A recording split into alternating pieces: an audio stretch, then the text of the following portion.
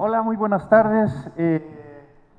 Bienvenidas y bienvenidos a esta masterclass de Construyendo la Película de una de las personas pues, más importantes en la industria que se dedica a la postproducción. Él es director, productor, es un empresario mexicano muy exitoso del sector audiovisual y quizás sea una de las personas que más ha oído la frase "lo arreglamos en post". Vamos a darle una fuerte bienvenida a Ariel Gordon, por favor, pasa por acá.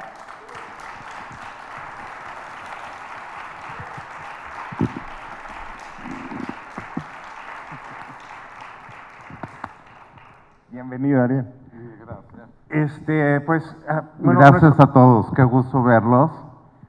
Nuestro reloj dice que tenemos 9 minutos, no sean así. Ahora sí, muchas gracias. Si no, ya nos vamos. Sí, exacto. Bueno, Ariel, muchas gracias, gracias por estar aquí. Gracias. No voy a profundizar mucho en más cosas de tu vasto currículum. Creo que lo mejor es que comencemos directamente con tu masterclass. Entonces, cuéntame qué es la post y este concepto de rompecabezas. Bueno, mil gracias. Antes de abordar eso, quiero agradecer al festival por la invitación, a Estrella, al patronato, realmente a todos los voluntarios, toda la gente que hace que este festival sea el éxito que es. También a Angélica, que se encarga de estas pláticas, mil gracias por todo el apoyo y bueno, gracias por estar acá. Para entrar en el tema, a ver, ¿qué es de construir la película? Para mí, algo muy importante y que he aprendido a partir de la postproducción, de estar acabando películas, de estar acabando como todas las piezas forman una historia. Creo que un concepto como básico para empezar es empezar todo el proceso pensando en la parte final, cómo estamos viendo la película ya sentados en la butaca. Y entonces creo que eso es algo básico para que cuando estamos en todas las partes del proceso, meditando y viendo cómo van las cosas, siempre tenemos que irnos mentalmente, abstraernos a cómo sería ya una vez que está acabado todo. En ese sentido, creo yo, o sea, muchas veces se decía que la película, bueno, la postproducción es como un rompecabezas, cuando está armando las piezas y poniéndolas todas juntas. Pero un día me di cuenta que realmente era un error pensarlo así, porque la verdad uno va construyendo la historia en todo el proceso. Uno realmente, una historia o una película, su proceso, aunque pareciera que es lineal, no es tan lineal. Uno va y viene todo el tiempo, desde el guión, las decisiones de dirección, los actores, hay cambios en diálogos, hay omisiones, hay diversas elecciones que se van haciendo. Entonces, en realidad, las piezas del rompecabezas se van creando y vamos viendo poco a poco la historia que se va armando. Entonces, el proceso de deconstruir la película es poder cada parte verla como ya una parte final, pero imaginándote las otras partes que no existen. Y entonces uno va poco a poco afinando cómo se van a ir pegando estas cosas. Ahora, sé que eso suena muy abstracto y quiero también aprovechar un poco esta plática para centrar un poco la plática y no dejar puros términos que, bueno, metafísicamente suenen muy bien, pero que uno diga, y eso que me ayuda a mí para hacer un proyecto o abordar un proyecto. Y creo que algo clave aquí es pensar cómo podemos ser consecuentes con nuestra historia o con nuestra narrativa que queremos contar. ¿A qué me refiero a eso? Me refiero que hay que buscar una coherencia entre todas las partes, entre cada parte del proceso y cómo uno va invirtiendo energía, presupuesto, recursos para lograr la película. Y creo que aquí es algo que en general, o bueno, al menos a mí no me tocó en la escuela de cine, que me encantaría que me hubiera tocado, de que me dijeran de, oye, hacer una película es un maratón, es muy difícil, pero hay que aprender a dosificar la energía. Y el problema es que la mayor parte, y yo he cometido ese error, lo hablo más bajo experiencia que bajo un juicio, es que muchas veces uno mete toda la energía al principio de un proceso. Entonces, si pensamos en el concepto del maratón, el 90% de nuestras energías están en los primeros 10 kilómetros. Pero el problema es que un maratón son 42. Entonces, si nos queda el último 10% para los últimos 32 kilómetros, estamos en problemas. Y creo que muchas veces pasa eso, no dosificamos la energía, no dosificamos los recursos, y el tema es que los recursos son finitos. Y no solo hablo recursos económicos, aunque no he estado en ningún proyecto que les sobre dinero, siempre les falta. O sea, y por más, el proyecto más grande necesitaba el doble. Y el más chico, a todos les falta en el esquema que vaya a estar.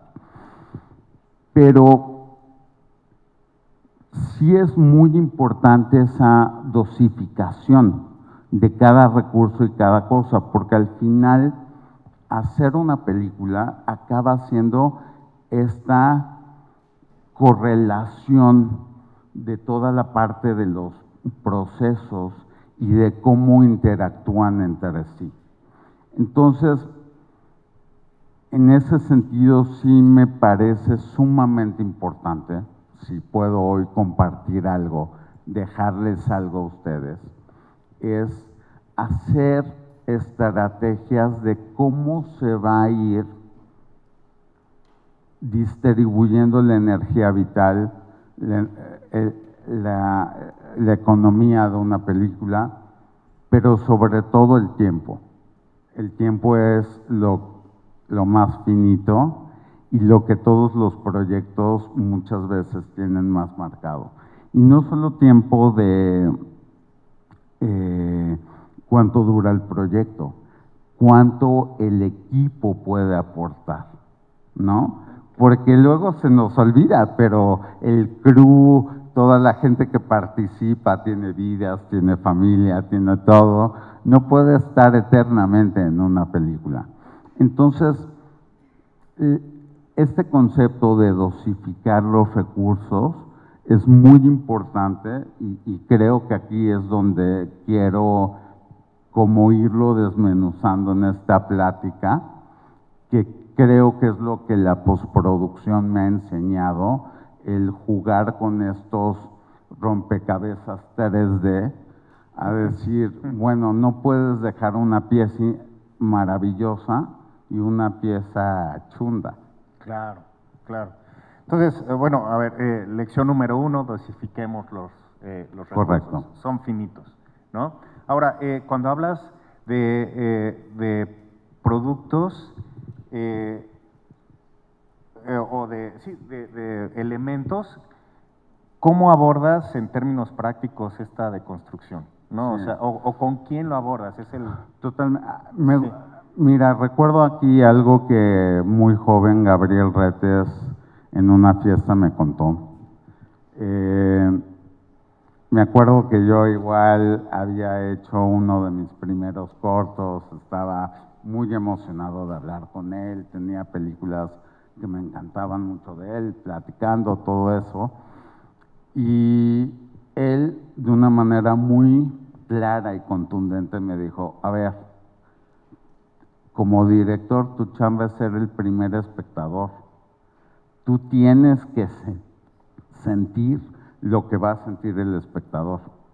Entonces, creo que esa frase y eso es muy importante todo el tiempo, uno, y no solo el director, pero todo el equipo creativo que está a lo largo de un proyecto, debe de estar pensando en cómo va a reaccionar el espectador emotivamente, cómo va a funcionar la historia a nivel narrativa, ¿no? Entonces, uno se vuelve como un procesador de emociones, ¿no? Si estoy sentado frente al actor en el set, ¿me la creo o no me la creo? Si yo no me la creo, nadie lo va a creer, ¿no? O sea, y creo que lo complejo del proceso del cine es que por un lado uno va desarrollando intelectualmente muchas herramientas, pero al final tiene que siempre seguir a flor de piel con el proceso emotivo si se transmite o no se transmite, porque si no se transmite, nada va a funcionar, o sea, las cosas no son matemáticas, ¿no? Al final es una emoción, es una situación, es una circunstancia, ¿no? Entonces, creo que en ese sentido, lo que muy contundentemente el maestro Retes me comentó, es algo que llevó al proceso de la post, es algo que medito en el proceso de cualquier película, el cómo está funcionando, si está logrando el cometido la escena o no. Más o menos, ¿cuántos años tenías? Yo tenía justo 20 años 20 cuando años. me lo dijo, había hecho mi segundo corto, que por cierto lo presenté aquí. Wow. Adiós Mamá, fue mi primer festival de cine en el que participé en el 97 y curiosamente de aquí lo seleccionaron a la Semana de la Crítica Cannes y bueno, fue toda una montaña rusa esa experiencia. O sea que sí sirvieron muy bien esos consejos del maestro Retes, o ya estaba terminado. Ya estaba terminado. Muy bien, sí, muy sí, bien. sí. Pero es que lo quería sacar un poquito a colación porque el maestro Retes, para a lo mejor a los más jóvenes, pues es una figura esencial del cine mexicano.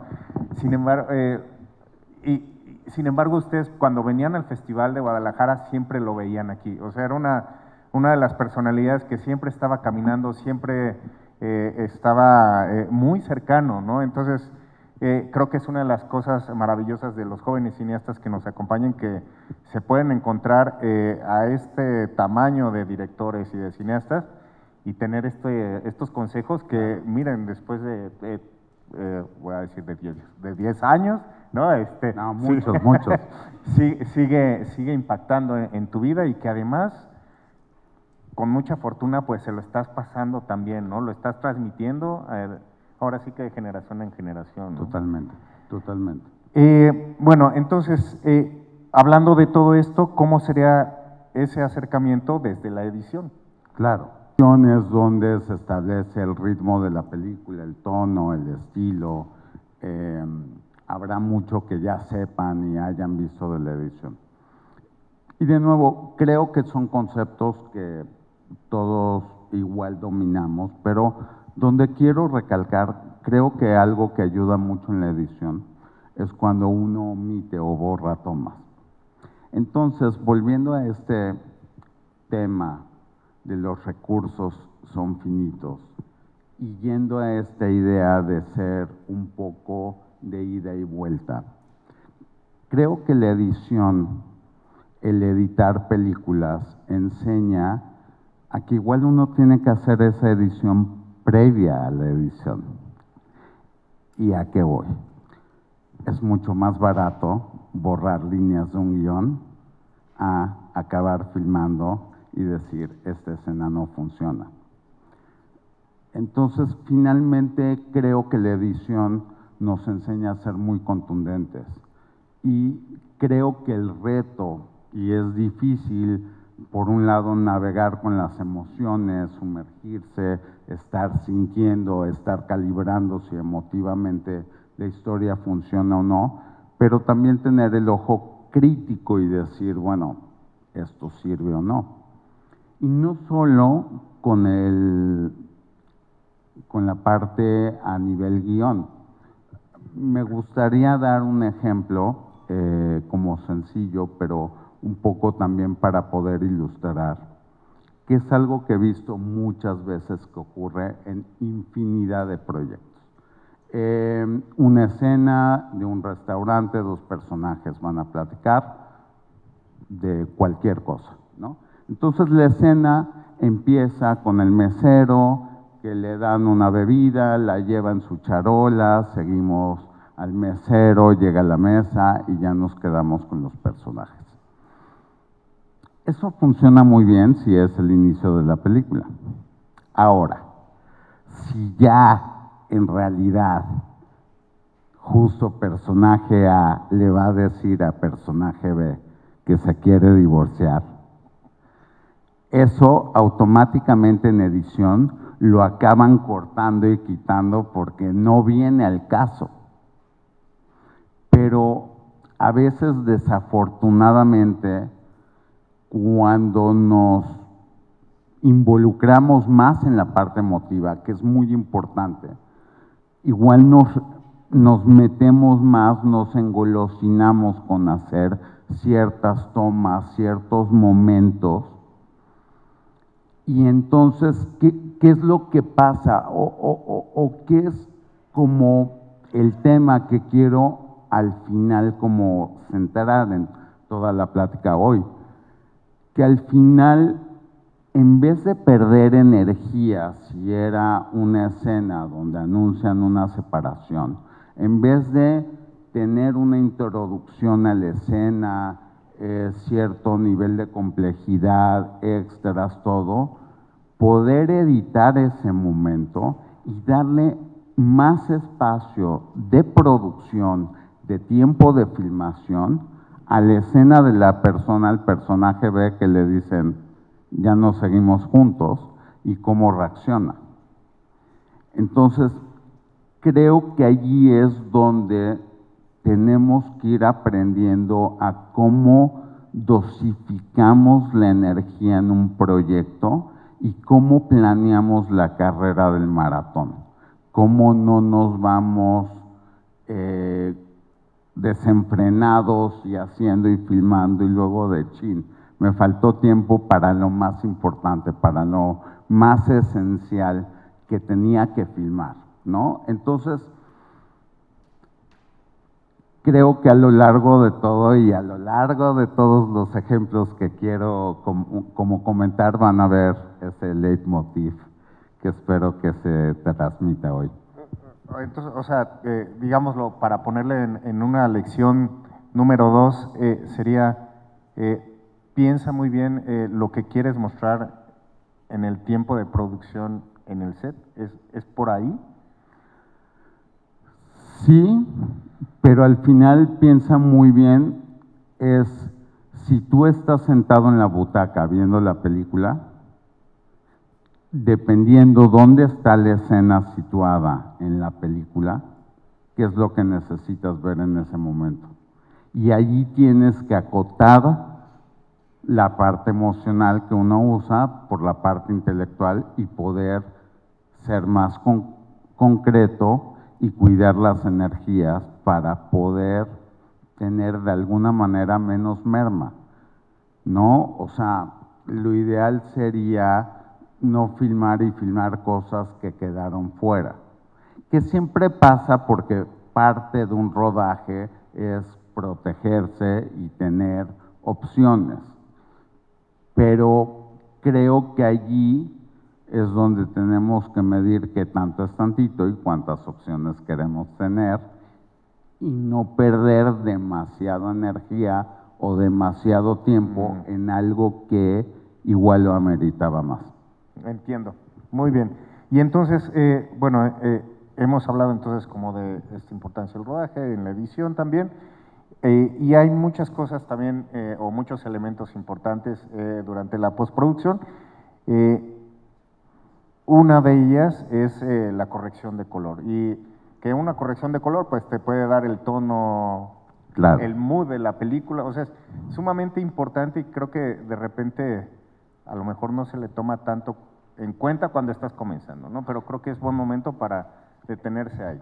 Es un gran momento y en realidad detonan muchas cosas, Carlos, porque digamos que la corrección de color primeramente es una continuación o es donde se acaba de concretar la visión fotográfica de la película, ¿no? Pero finalmente la visión fotográfica está impuesta por el fotógrafo. No es de que la corrección de color vaya a cambiar esa visión, sin duda.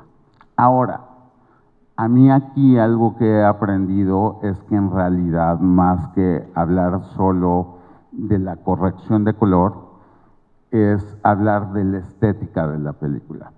Y aquí es donde me gusta abordar de nuevo el tema de los recursos. ¿Cómo?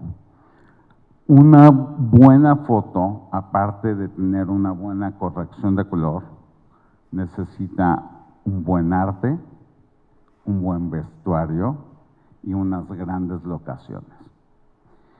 Y de nuevo, en esta cuestión de repartir recursos, muchas veces o desafortunadamente se queda como rentamos el lente más caro.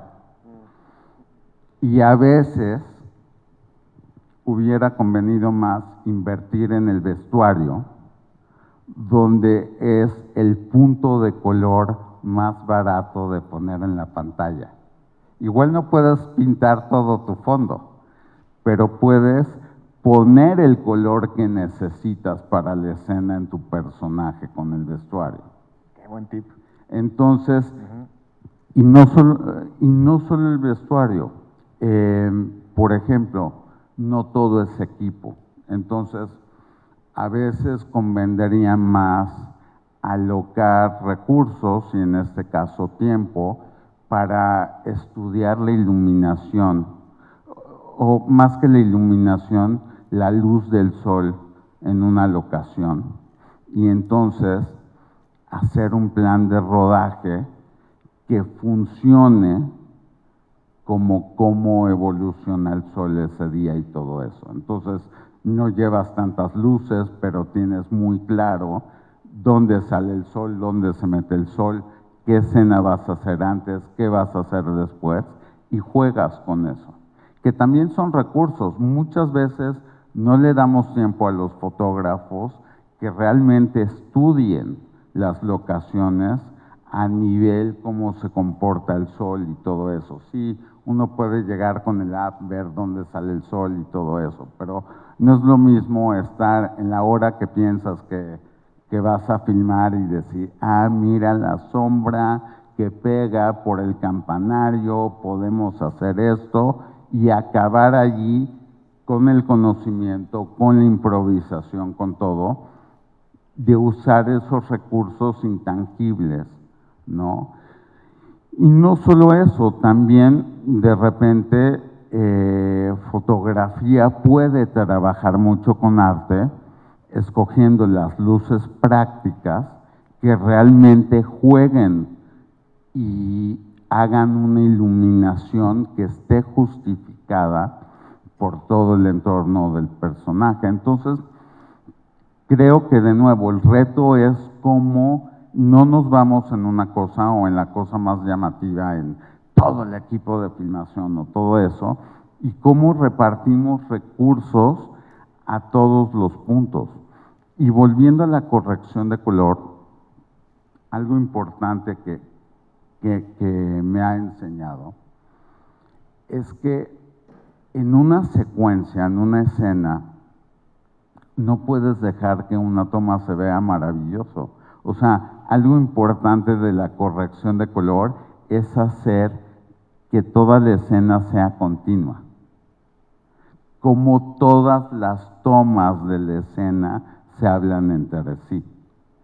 Y entonces, finalmente, esa cuestión técnica de la corrección de color se tiene que reflejar en todo el proceso, en arte, en vestuario, en locaciones. A veces la búsqueda de locaciones acaban siendo muy utilitarias y allí es donde habría que poner más peso en buscar locaciones donde estéticamente den lo que necesitamos para la historia, ¿no?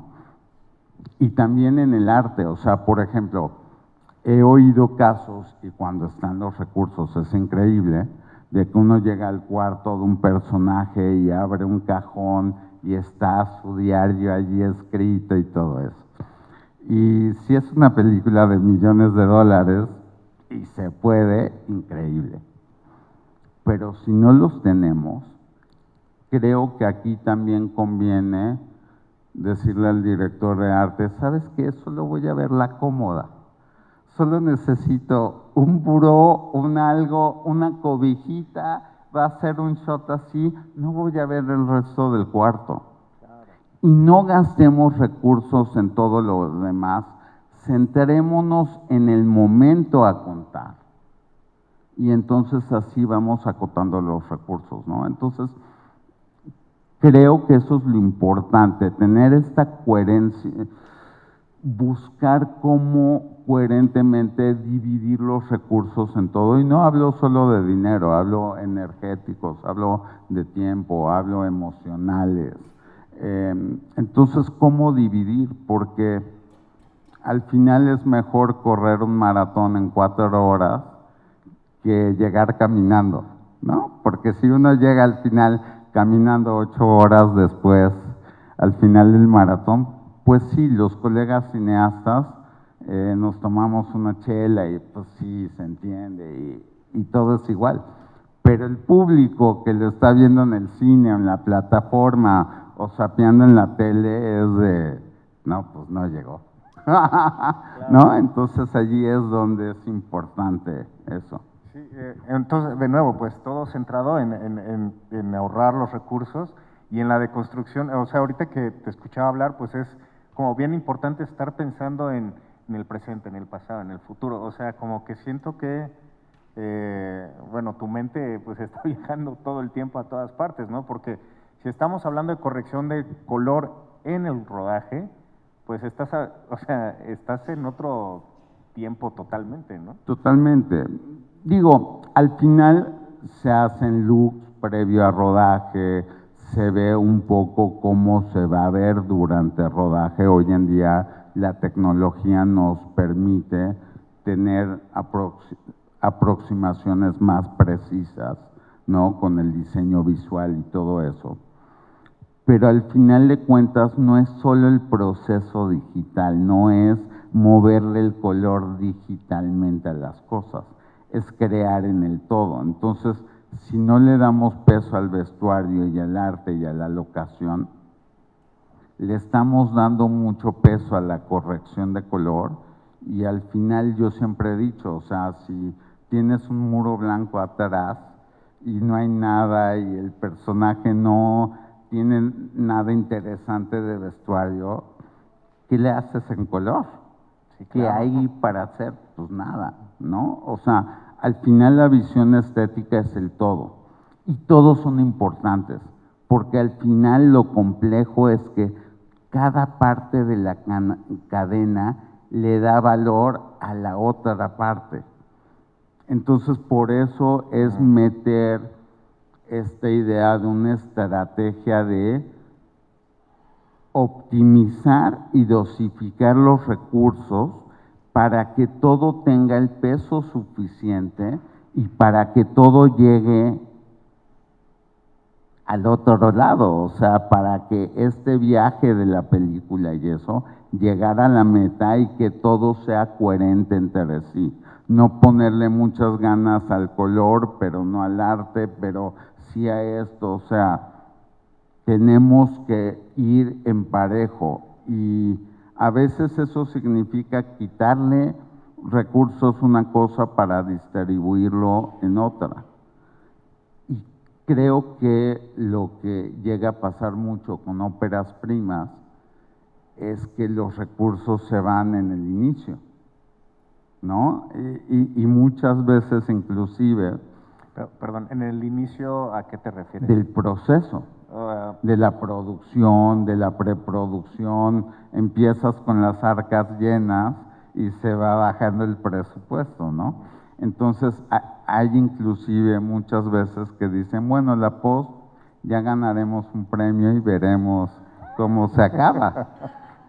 Y no está mal que, o sea, entiendo que a veces hay que aventarse y hay que hacer las cosas y hay que ser guerrillero. No estoy en contra de eso, no quiero que se malinterprete, pero también hay veces que si quitas recursos, tenderías para la post.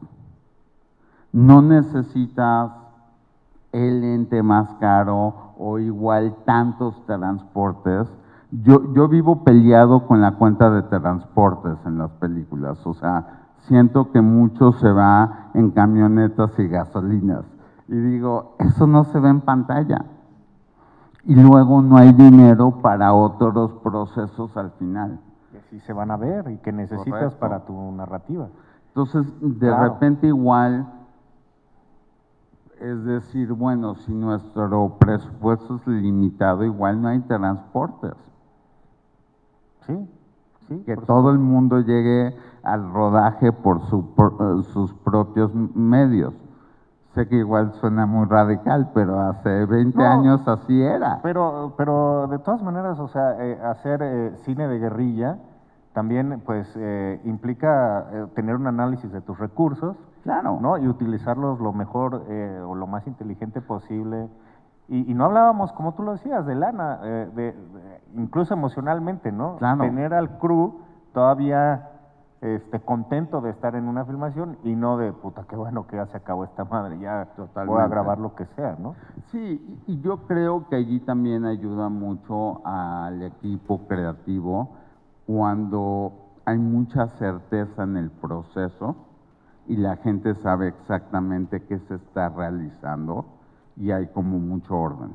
Eso ayuda a centrar a la gente, a que estén contentos, a que fluya, a que no se filme de más, ¿no? Porque también otra cosa muy importante es cuando hay llamados muy largos y la gente se empieza a desgastar físicamente, pues ya el quinto llamado muy largo la gente no aguanta.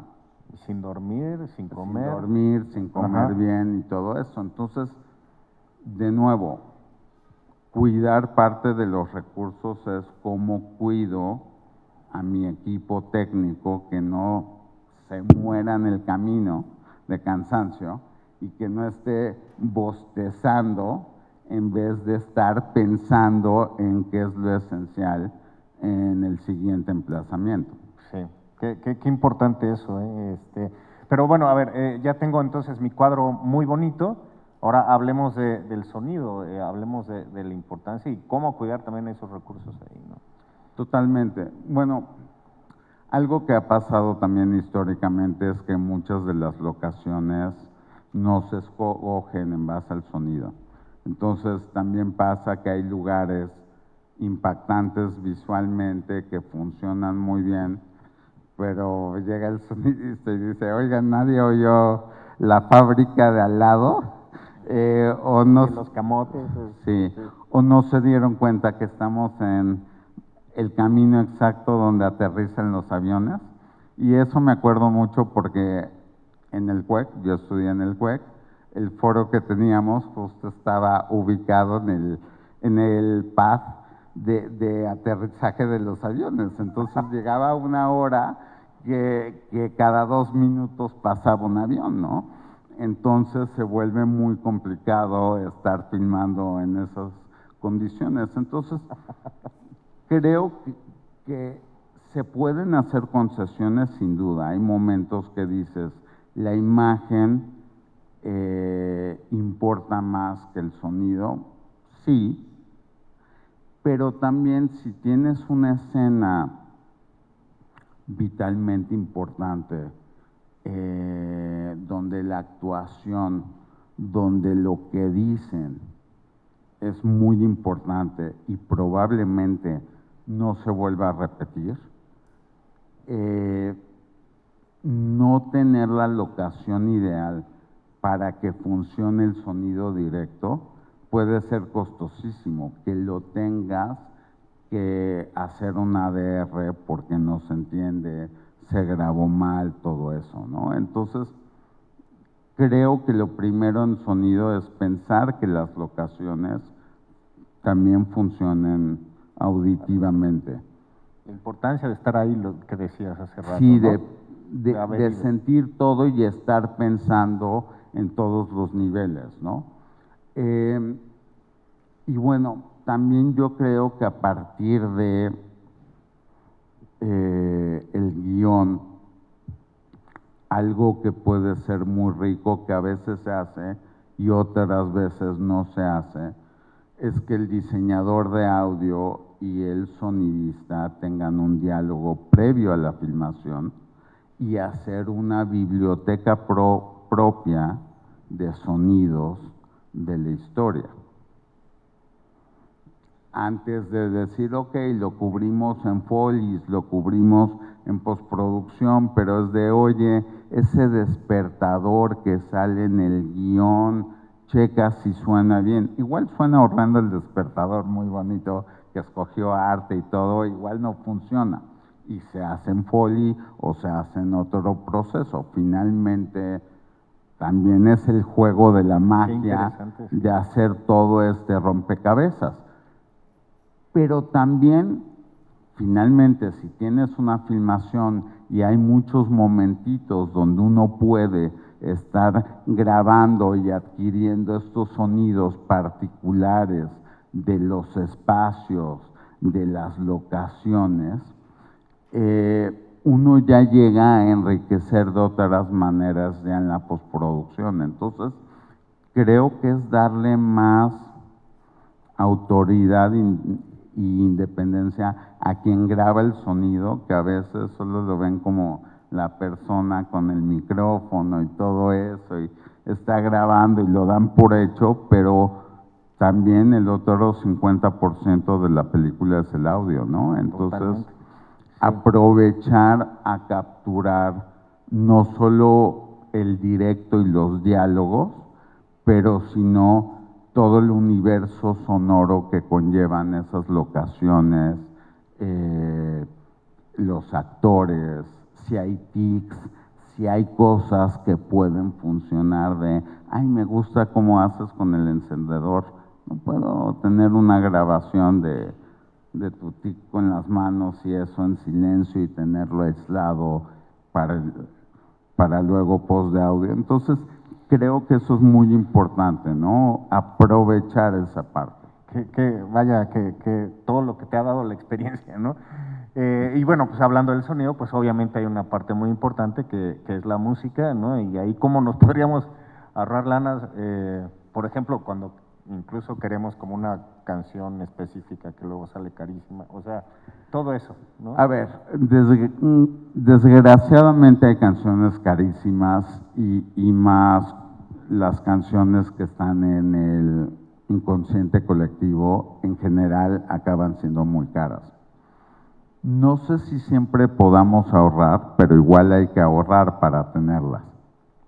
Porque una canción Entonces ya no Por- nos vamos, ya no pasan por nosotros en el supercamión, Es ¿no? que- Ahí es lo que decías un Sí, poquito. o sea, cambiar transportación por igual Por dos tu música, canciones, claro, ¿no? pues Que sí, no se claro. vaya tanto en las gasolinas. O sea, al final de cuentas, eh, algo que es una pena es cuando ya en la post todas las canciones son sound alike. Y es porque solo nos alcanza a pagar 5,000 pesos por canción, entonces tengo mi amigo que saca unas cosas increíbles. Y, a ver, muchas veces funciona, si de repente va a ser el fondo de una tienda o algo, pues sí, usar librerías o sound alikes o todo eso, funciona muy bien si no tiene una importancia narrativa de la canción. Pero hay canciones que todo el mundo puede recordar en la historia del cine, que recordamos la escena y la canción, ¿no? Claro. Entonces, creo que de nuevo Claro. es tener un balance. Y ojo, aunque parece muy clave, luego no lo hay. Y aquí es muy importante porque no saben cuánto me ha tocado ver que gasten mucho dinero en canciones para los créditos. Y digo, oye, pero esos los van a cortar, le van a bajar en el cine, la gente se va, todo eso. De nuevo, ojo, si estamos en un mundo ideal y quieres acabar con una canción carísima al final tu película, está muy bien. Pero es muy probablemente que muchos de los espectadores no la acaben escuchando. Porque se fueron, porque ya son las 10 de la noche, antes de que salgan los demás, corren, todo eso. Entonces, o en la plataforma, simplemente, ya sea Netflix, Amazon, lo hace chiquito, lo calla y ya te ponen un tráiler. Entonces, de nuevo, es meditar en dónde te vas a gastar tus balas. Si es el momento clímax de la película, vale la pena igual ahorrar y gastarte en una canción, ¿no? Igual en los créditos, ¿no? Y lo he visto muchas veces. Y uno dice, bueno, es tu película, Sí, ¿no? Tú sí, sí. decides dónde pones los recursos, pero cuando al final de cuentas hay un imbalance entre los eslabones, es que hace que las cosas no fluyan tan bien. Y lo complejo para que una película sea una gran película, tiene que estar balanceada. No te sirve tener la canción más cara, me gasté $100,000 y 20 departamentos están súper raquíticos y no llegaron a donde tenían que llegar. Claro. Tiene que ver la coherencia entre cada eslabón, ¿no? Entonces, sí trabajar las cosas, evidentemente el proceso musical es muy importante, es una parte emotiva de las películas. Hay directores que prefieren menos música, hay directores que prefieren más música.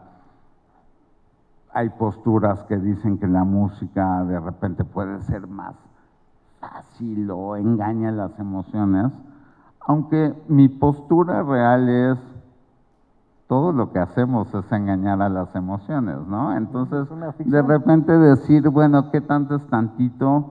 Depende de la película, el tono, el estilo, todo eso. Pero si dentro de su género, dentro de la obra misma, tiene cabida, ¿por qué no usar esos recursos? Y entonces allí también trabajar con tiempo la música, trabajar con tiempo desde el rodaje, ideas musicales, alguna escena, desde algunos primeros cortes de edición, aunque no tenga sincronía, aunque todavía no se haga el score ya más medido a cada escena, conviene mucho empezar a desarrollar las ideas musicales, saber cuál es la textura que funciona para la narrativa de una película, ¿no? Entonces, en ese sentido, el tiempo, que es de los recursos que les comentaba al inicio, de los que luego menos tenemos, es muchas veces cómo manejamos el calendario y cómo le damos tiempo a, a los proyectos y a cada colaborador. Sí, sí, sí, recursos de nuevo, ¿no? Recursos. Y bueno, vamos a abrir el foro para preguntas y respuestas. Si alguien tiene alguna, por favor, alce la mano y para que le alcancen un micrófono. Y de aquí a que llega, te hago una pregunta más, un poquito a manera un poquito de conclusión, pero también de, pues no sé, abrir este cuestionamiento sobre el uso de la inteligencia artificial, ¿no?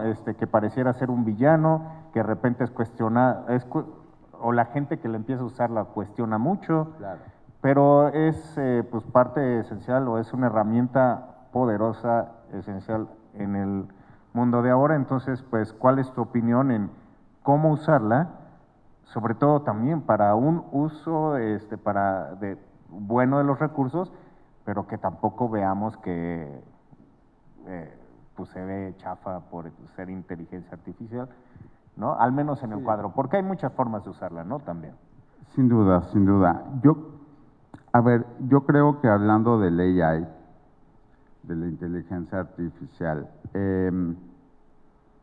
es algo que nos guste o no, no podemos detener. Entonces, podríamos entrar en un debate de 5 horas, y yo mismo en mi cerebro tengo los nos y los sís, se los puedo decir tal cual. Creo que no es una respuesta sencilla. Ahora, siendo pragmáticos y siendo que son tecnologías que ya están en uso, hay muchas maneras que se pueden llegar a usar, ¿no? Una de esas, y me voy a hacer un poco irme un poquito para atrás, pensando no solo en inteligencia artificial, sino en producción virtual, en filmar con pantallas y todo esto.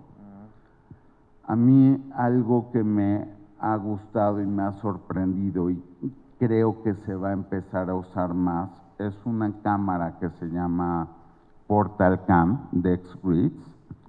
Esta cámara lo que tiene es una cámara que tiene LIDAR, que mapea tridimensionalmente un espacio, y también tiene cámaras de video, mezcla, ¿no? Es un sensor donde, bueno, es una cámara donde uno pasa por un espacio y mapea el espacio en 3D, y luego con un programa de la misma compañía que le llaman Gaussian Splatting, toda esta información se hace un set virtual.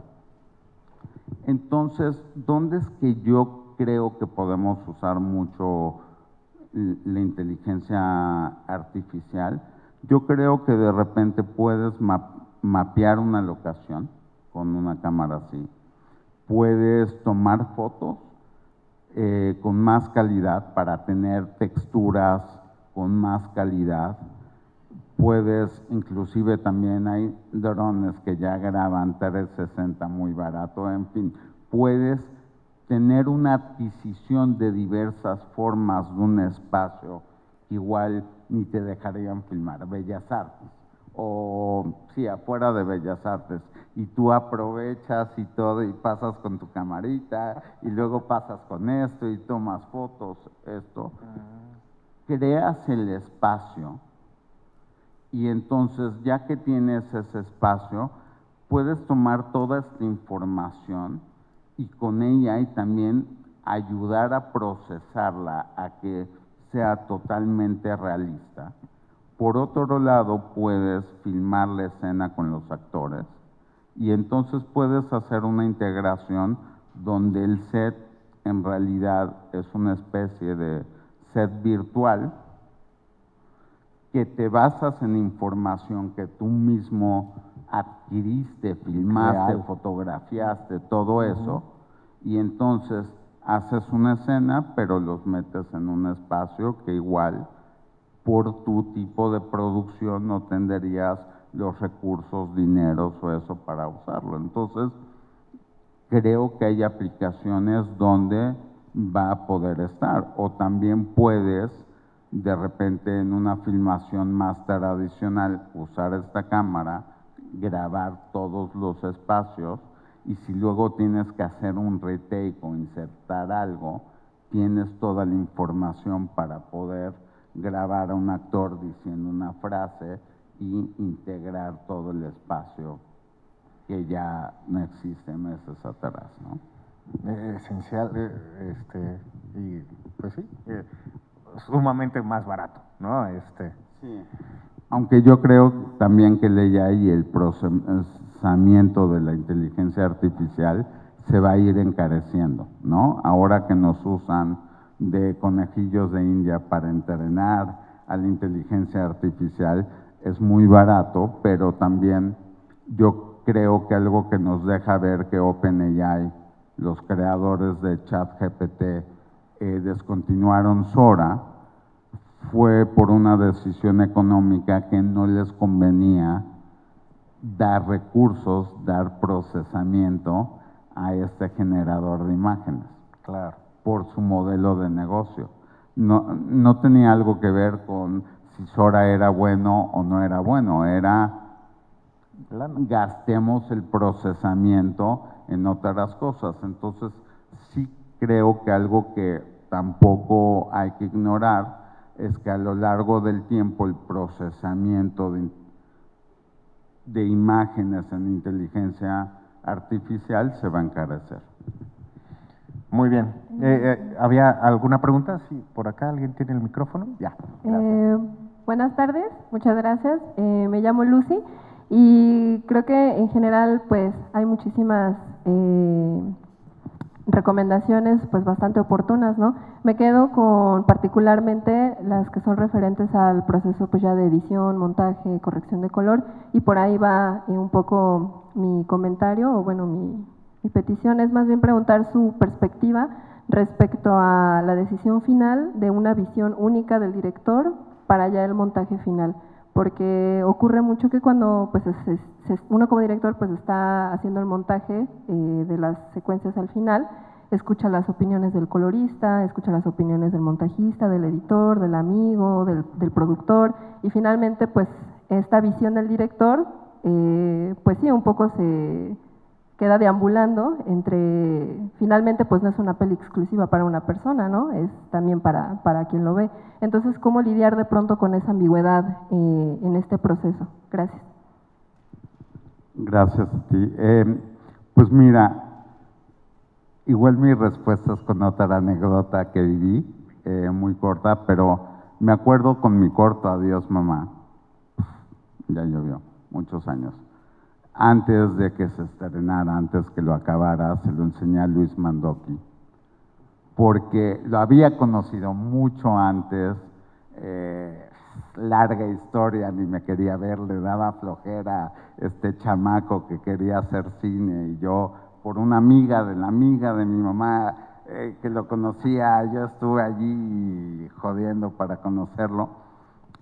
Y le había dado, cuando lo conocí, el guión del corto, y luego lo leyó y le encantó. Y me dijo, lo tienes que filmar como sea.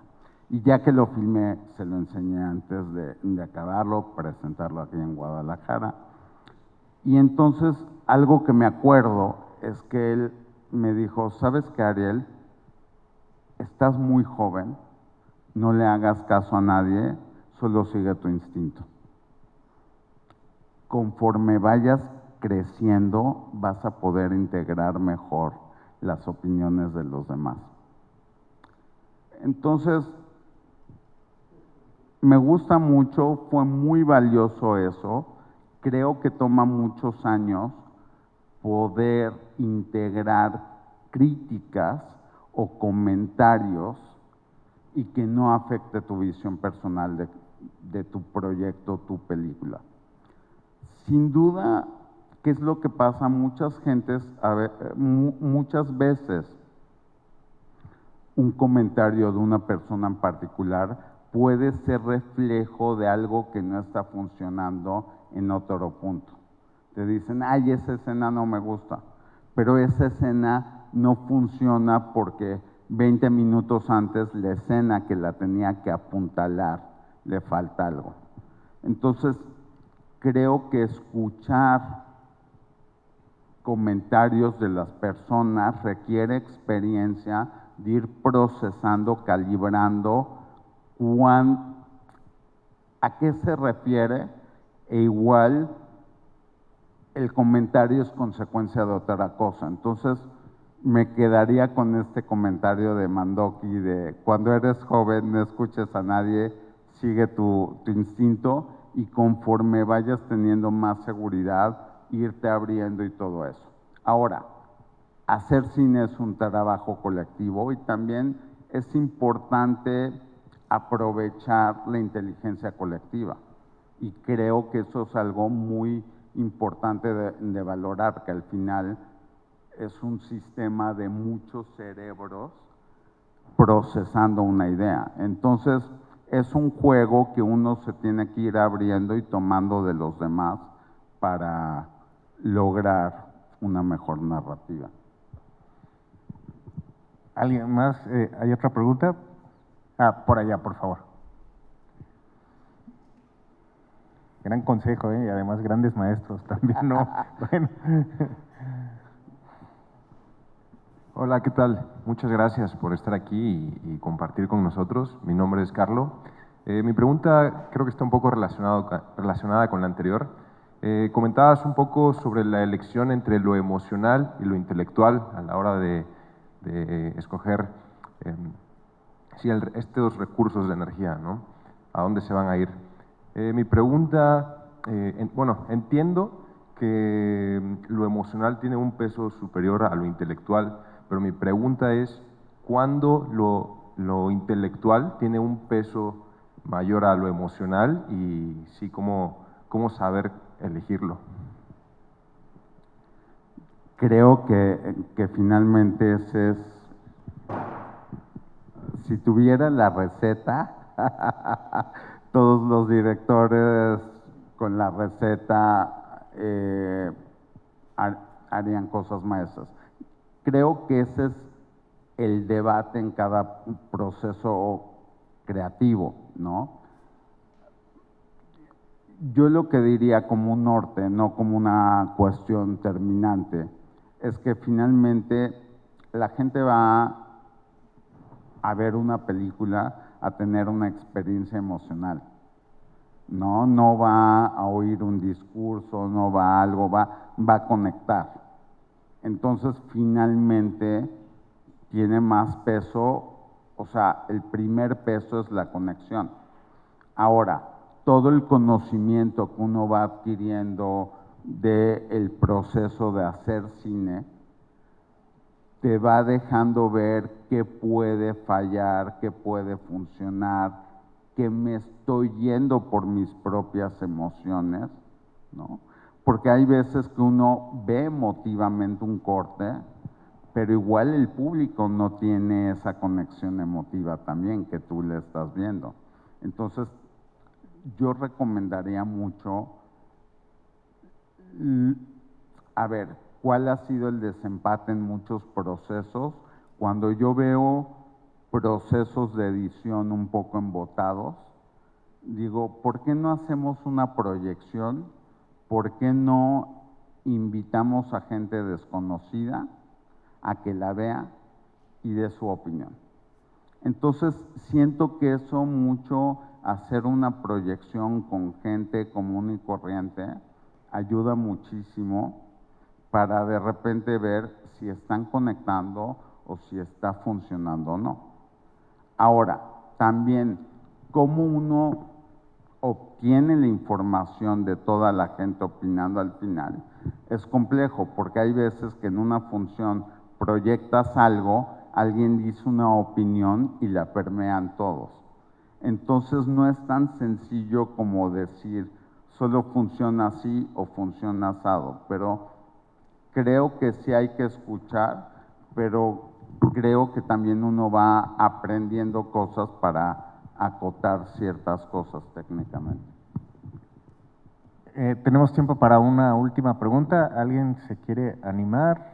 ¿No? Aprovechen, a los maestros ya vieron que… Ah, mira, muy bien. Hola, mi nombre es Aldo y pues muchas gracias por estar aquí, muchas felicidades por toda tu trayectoria.